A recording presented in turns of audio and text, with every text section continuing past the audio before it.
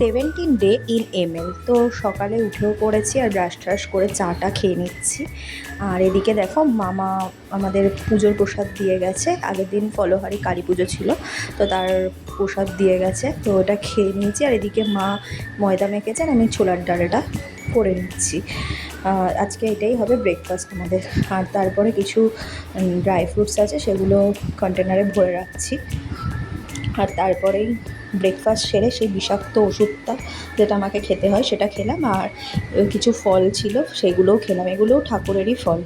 এগুলো খাওয়ার পর স্নান টান করে নিলাম আর সিঁদুর টিঁদুর পরে একেবারে লাঞ্চটা সেরে নিলাম।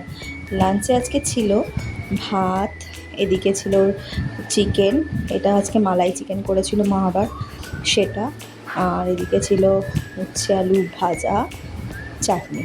তো এটাই ছিল। তারপর তো টানা ঘুম দিলাম, দিয়ে তারপর বিকেলে একটু কেশর দুধ খেলাম। আর তারপর সন্ধেবেলা একটু বেরিয়ে গেলাম মায়ের সাথে, কিছু কেনাকাটা ছিল, কিছু ওষুধও কেনার ছিল।